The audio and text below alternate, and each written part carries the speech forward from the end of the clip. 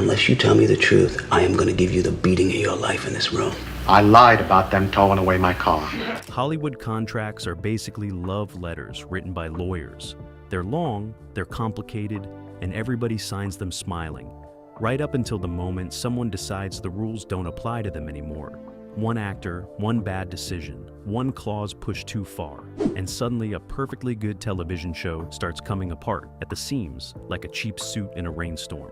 And the wild part, it happened more than you'd think. It happened constantly, and some of television's most beloved shows never fully recovered. Hi, my name is Aaron, and this is Old TV Cinema. Number 11, Suzanne Summers, Three's Company. Let's kick things off with one of the boldest salary negotiations in the history of network television. Three's Company premiered in 1977, and within 2 seasons had become one of the most watched shows in America. The premise was simple. 3 roommates, one landlord who believed one of them was gay, and enough misunderstandings to fill an encyclopedia. Suzanne Summers played Chrissy Snow, the lovably dizzy blonde whose comic timing was sharper than the show ever gave her credit for, and audiences adored her. So naturally, she decided it was time to get paid like it. By season 5, Summers and her husband manager Alan Hamel decided enough was enough. She was the breakout star. She wanted a raise, a significant one. We're talking going from $30,000 per episode to $150,000, putting her in the same financial neighborhood as her co-star John Ritter. Now, was it a bold ask? Absolutely. Was it arguably fair? Also yes. Was the timing and the strategy a complete disaster? Oh, 100%. When the network balked, Summers began missing tapings as a negotiation tactic. And the producers, who had approximately zero sense of humor about this, retaliated in the most passive-aggressive way television has ever seen. They didn't fire her immediately. Instead, they kept her technically on the show, but reduced her to a single scene per episode. Filmed separately, phoned in, almost literally a cameo in a show she had helped build from the ground up. For half a season, Chrissy Snow appeared on screen for roughly 90 seconds per episode, while her castmates, John Ritter and Joyce DeWitt, were clearly not amused. Then they wrote her out entirely, shipping Chrissy off to Fresno to care for a sick mother. A replacement cousin named Cindy showed up. Then another replacement named Terry. The show kept going for 3 more seasons, but it never quite had the same spark. DeWitt and Ritter felt blindsided. The chemistry that made Three's Company crackle was gone, and Summers, she rebuilt her career brilliantly, eventually becoming the thigh master queen of infomercial television, which honestly sounds like an insult, but was actually extremely lucrative. The point stands though. One contract dispute, and the most successful comedy on American television started its long, slow fade. Number 10, McLean Stevenson, M-A-S-H. Here is a sentence that should not be possible. A man voluntarily walked away from the most watched television show in history because he was tired of being in an ensemble. That man was McLean Stevenson. That show was M-A-S-H. And what happened next is one of the great cautionary tales in the history of show business. M-A-S-H premiered in 1972. And by its 3rd season, it wasn't just popular, it was a cultural institution. Stevenson played Lieutenant Colonel Henry Blake, the bumbling but lovable commanding officer of the 4077 Mobile Army Surgical Hospital. He was funny, warm, and an essential piece of the show's chemistry. He was also convinced that he was being held back. Behind the scenes, Stevenson believed his talent deserved a bigger platform. He wanted to be a leading man, not part of an ensemble. He reportedly clashed with Alan Alda over creative direction and felt increasingly overshadowed. So he did what any rational person does when they have a starring role on the most popular show in America. He left. He pushed until the producers wrote him out. And his exit was handled with one of the most shocking moments in television history. Henry Blake didn't just leave the show. His plane was shot down over the Sea of Japan. He didn't make it. Audiences were devastated. Now here's the truly brutal part of this story. What happened to McLean Stevenson after M-A-S-H? Almost nothing. He headlined a string of forgettable sitcoms. The McLean Stevenson Show, In the Beginning, Hello Larry. Each one more obscure than the last. None of them lasted more than a season. Meanwhile, M-A-S-H replaced him with Harry Morgan as Colonel Potter, the show became even more beloved, and its finale in 1983 drew over 106 million viewers, making it the most-watched single television episode in American history at the time. 106 million people, Aaron.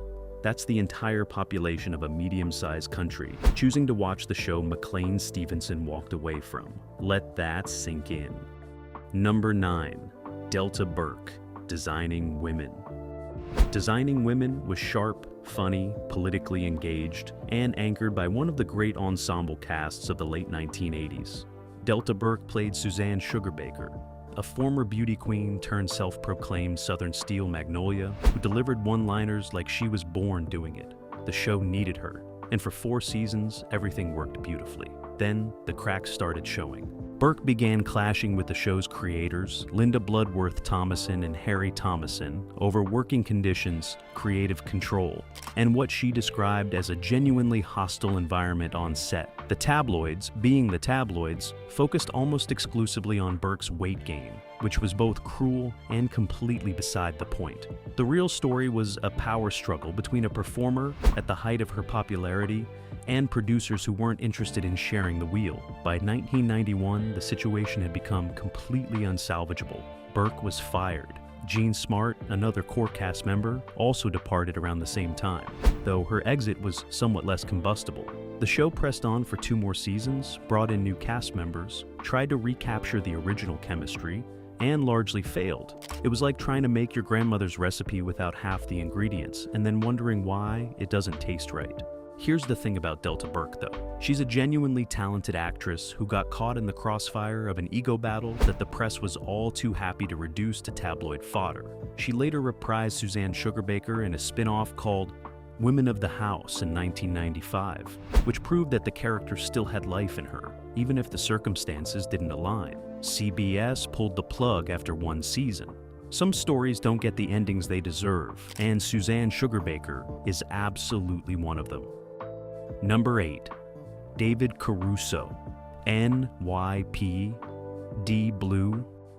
Okay, I want you to picture this. You are the breakout star of one of the most critically acclaimed dramas on network television. You have just won a Golden Globe. Critics are comparing you to young Pacino. You are on top of the absolute world. What do? If you answer demand a massive pay increase, threaten to walk, and then actually walk after just 1 season. Congratulations, you have successfully replicated the David Caruso experience. NYPD Blue premiered in 1993, and it was unlike anything network television had attempted before. Gritty, morally complicated, occasionally featuring enough bare backsides to send parents scrambling for the remote. Caruso played Detective John Kelly with an intensity that genuinely riveted audiences. The Golden Globe followed. And then, predictably, so did the ego. Caruso reportedly demanded $100,000 per episode, a cut of syndication profits, and a list of other perks that apparently made the network's eyes water. When they declined, he walked. His departure came in Season 2, Episode 4, a title that aged beautifully, Dead and Gone. And then came the movies.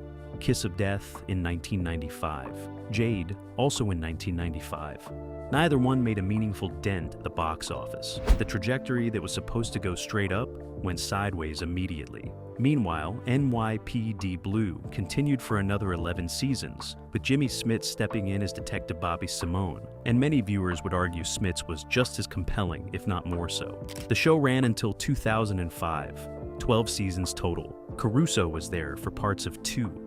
Now, Caruso did eventually find his way back to television with CSI, Miami, which became a genuine phenomenon and gave us approximately 10,000 variations on the same sunglasses and one-liner moment. So, the story has a second act, but the lesson of NYPD Blue remains. No one is as irreplaceable as they think they are, especially not after 1 season and 1 Golden Globe. Number 7. Shelley Long, Cheers. Some exits make sense in retrospect. Some you spend decades trying to understand. Shelley Long leaving Cheers in 1987 falls firmly into the second category, and I say that with genuine affection for everyone involved. Cheers premiered in 1982 and almost immediately became one of the greatest sitcoms ever produced. Long played Diane Chambers, the neurotic, intellectually pretentious waitress whose will-they-won't-they relationship with bar owner Sam Malone, played by Ted Danson, gave the show its emotional spine. The chemistry was extraordinary. The writing was extraordinary. The ensemble, including Kirstie Alley, John Ratzenberger, Rhea Perlman, George Wendt, and Kelsey Grammer, was extraordinary. Everything about the show was working at an exceptionally high level, and Long decided to leave, at its peak, to pursue a film career. Now, to be fair to her, and this is important, it wasn't purely about movies. Long had a newborn daughter, and the grinding schedule of a weekly network sitcom wasn't compatible with how she wanted to spend that time. That part is completely understandable and honestly kind of admirable. The film career part, though. Look, Troop Beverly Hills has its fans, and I will not take that away from anyone, but it is not the trajectory that justifies leaving one of the defining television comedies of the 1980s. Cheers brought in Kirstie Alley as Rebecca Howe. The tone shifted. The show remained a massive hit, and it ran for 6 more seasons. Long returned for the finale in 1993, giving Diane Chambers a genuinely moving farewell. So, the story has warmth to it. But the central question, why leave a show that could, at exactly that moment, remains one of television's great unanswered mysteries? We may never know. Norm certainly doesn't. And he was literally always there. Number 6, Wayne Rogers, MASH. Yes, we are back at MASH again. Look, the show belongs on this list twice because it managed to survive 2 major contract-related departures in ways that defied all logic. This time, we're talking about Wayne Rogers, who played the irreverent, brilliant trapper John McIntyre. Hawkeye Pierce's best friend, co-conspirator, and the other half of one of television's great comedic partnerships. Here is where this story gets genuinely fascinating. Rogers reportedly never actually signed his MASH contract, not properly. For years, he existed in a kind of contractual gray area that the production largely ignored because the show was working and nobody wanted to rock the boat. When Rogers finally decided he was done after 3 seasons, citing frustration with a character he felt was underdeveloped compared to Alan Alda's Hawkeye, there was very little the network could legally do about it. His departure was handled with surprising casualness. Trapper John was simply transferred stateside between seasons. Hawkeye went to say goodbye at the helicopter pad and missed him. That was it. One of television's great buddy pairings, dissolved in a single throwaway scene. Mike Farrell came in as B.J. Honeycutt. And here's the remarkable thing. The chemistry worked. The show didn't just survive, it arguably deepened. Farrell brought a different kind of warmth to the role that allowed MASH to grow in directions the Rogers era hadn't explored. Wayne Rogers went on to a successful career as a financial investor and television commentator, which is a sentence I did not expect to type when I started researching this entry. But there it is. Sometimes the people who break the contract rules end up doing just fine. The shows they leave behind tend to do even better. Number 5, Valerie Harper, Valerie. This one is genuinely stunning. We'll meet Valerie Harper, beloved as Rhoda Morgenstern on the Mary Tyler Moore Show, a role that made her one of the most recognizable faces on American television, managed to get fired from her own show, the one named after her. Valerie premiered in 1986, with Harper playing Valerie Hogan, a slightly neurotic suburban mother navigating family life, alongside a young Jason Bateman, who was busy storing up comedic talent he'd deploy magnificently 3 decades later. The show found its groove. Audiences tuned in. Everything was working. Then Harper pushed for a significant salary increase and a cut of syndication profits. The producers said no. Harper pushed harder. The producers responded by doing something that sounds like it was invented as a plot for a different, darker sitcom. They fired her. Then they killed her character off in an off-screen car accident. Then they renamed the show The Hogan Family. Then they hired Sandy Duncan to replace her. And then, this is the part that truly boggles the mind, the show ran for 4 more successful seasons without her. Harper sued for wrongful termination and breach of contract.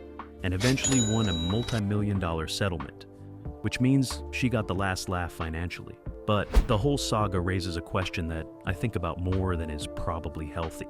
If the show could run successfully for 4 more seasons with a completely different lead actress, what exactly was the argument against just giving Harper the raise in the first place? The math does not work. The logic does not track.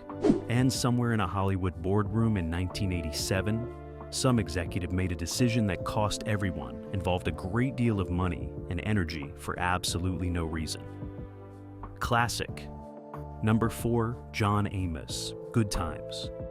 Good Times was groundbreaking. Premiering in 1974, it was one of the first sitcoms to center a working-class Black American family. And it did so with genuine heart and social honesty. John Amos played James Evans Sr., a hard-working, dignified father whose love for his family was the emotional foundation everything else was built on. He wasn't just important to the show. He was the show's moral center.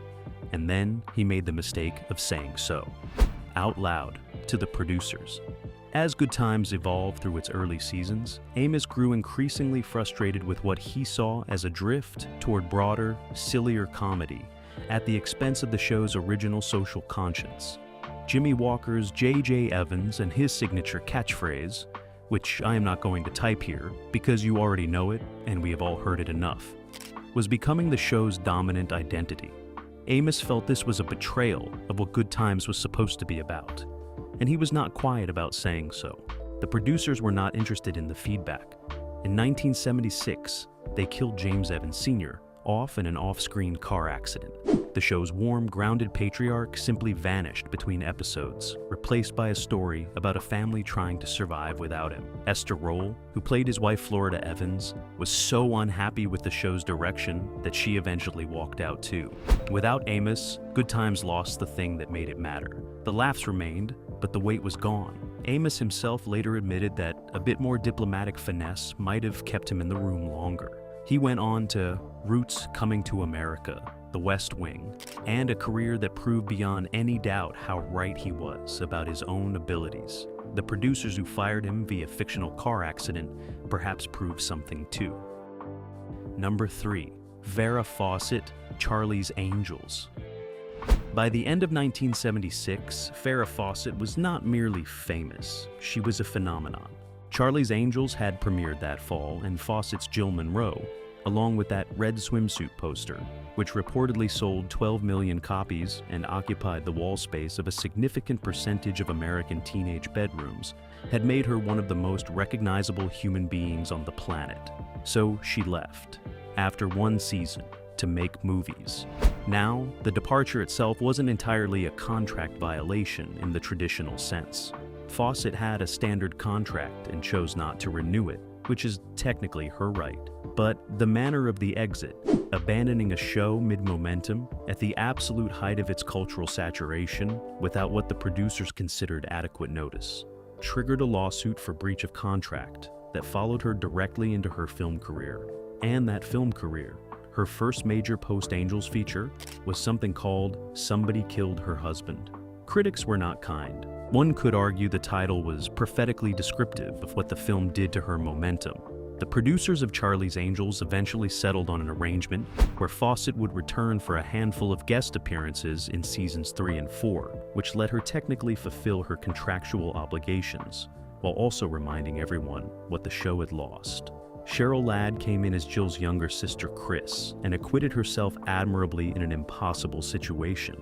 The show kept its ratings for a while before gradually losing steam and wrapping after its 5th season. Fawcett eventually found her true range in dramatic television movies, earning Emmy and Golden Globe nominations that prove she was considerably more than a poster. She passed away in 2009, and her legacy is far richer and more complicated than one red swimsuit and one contract dispute. But the contract dispute remains a fascinating chapter in how quickly a television ecosystem can destabilize when its center suddenly decides to leave. Number 2, Patrick Duffy, Dallas. All right, buckle up, because this one requires some setup. Dallas was the primetime soap opera of the late 1970s and 1980s. Oil money, family betrayal, shoulder pads that could have their own zip codes. The show had everything. Patrick Duffy played Bobby Ewing, the moral compass of the Ewing family, and the primary counterweight to his scheming brother, J.R. Played by Larry Hagman, Bobby was decent. Bobby was trustworthy. Bobby was, in the world of Dallas, basically the only person you could root for without feeling complicated about it. In 1985, Duffy decided he wanted to leave the show. The producers, rather than simply writing him out in a way that left the door open, killed Bobby Ewing definitively. He was struck by a car in the season 8 finale and died. It was a huge moment. Audiences mourned. Dallas pressed on into season 9 without him. Season 9 of Dallas was, by general consensus, not great. The show struggled without Duffy's Bobby to anchor the family dynamics. Ratings slipped, and the creative team found themselves in an uncomfortable position. Meanwhile, Duffy's post-Dallas film career was not setting the world on fire in the ways he'd hoped. Both sides came to a quiet realization simultaneously. This was a mistake, so Duffy agreed to come back, which presented a logistical problem of spectacular proportions. Bobby Ewing was dead. He had died on screen in front of millions of viewers. How exactly do you bring back a dead character without completely destroying the show's credibility? The answer that the writers landed on is, to this day, one of the most audacious decisions in the history of American television. Bobby's death, and the entire 9th season of Dallas, was revealed to have been a dream. Pam Ewing woke up in the shower, Bobby was alive, and roughly 30 episodes of television were retroactively declared to have never happened. The dream season, as it immediately became known, is still discussed in television writing classrooms as the definitive example of what not to do when a story paints itself into a corner. It worked in the sense that Duffy came back and the show recovered. It failed in the sense that it made the entire concept of dramatic consequence feel temporarily optional. One contract negotiation gone wrong, one actor reconsidering his options, and television history was made for genuinely all the wrong reasons. Number 1. Roseanne Barr. Roseanne? There are television collapses, and then there is this one. Roseanne premiered in 1988 and was immediately undeniably important. It depicted a working-class American family with an honesty that network television had rarely attempted before. Roseanne Barr wasn't just the star. She was the creative force, the voice, the entire reason the show existed in the form it took. For 9 seasons, through constant behind-the-scenes turbulence. And there was a significant amount of behind-the-scenes turbulence, make no mistake. The show remained essential viewing. When the revival premiered in 2018, 30 years after the original, it pulled in 18 million viewers on its first night. 18 million people. In the current fragmented streaming landscape, that number is essentially science fiction.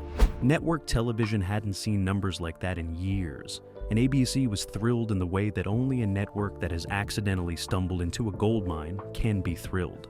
Then, in May of 2018, Roseanne Barr posted a tweet. I am not going to detail the specific content here, because it doesn't need repeating, and we are not that kind of channel. What I will tell you is that it was offensive in a manner that left ABC with essentially no choice. Within hours of the tweet going live, the network canceled the revival. Not suspended, not postponed, canceled, done, finished. An 18 million viewer show, gone, because of a single social media post. Now, here is where the story takes its most fascinating turn. ABC and the show's producers faced a genuine dilemma. You have a cast and crew of hundreds of people whose livelihoods just evaporated because of one person's decision. You have stories left to tell. You have an audience that, minus the controversy, still wants to watch these characters. What do? The answer was The Connors. The show was retooled and relaunched with Barr's Roseanne Connor killed off. An overdose of prescription pain medication, a storyline that was quietly devastating in its own right, and the rest of the family continuing their lives without her. John Goodman, Sarah Gilbert, Laurie Metcalf, and the rest of the ensemble carried on. The Connors found its own audience and has continued for multiple seasons. But here's the thing that makes this story genuinely unlike anything else on this list. Every other entry involves a contract dispute. a salary negotiation gone sideways, a personality clash that escalated beyond anyone's ability to manage. Those are business problems, messy, expensive, consequential business problems, but business problems nonetheless. What happened with Roseanne was something different. It was a reminder that, in the modern era, a performer's behavior outside of the set, outside of the contract, outside of the production, out in the wild world of social media, can be just as catastrophic as anything that happens in a boardroom or on a soundstage. The show that Roseanne Barr built collapsed because of something Roseanne Barr did, and the people who had nothing to do with that decision had to figure out how to keep going without her, which they did.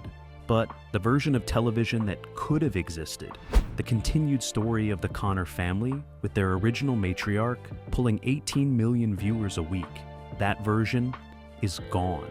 And no amount of retooling or relaunching brings it back. That is what makes this number one.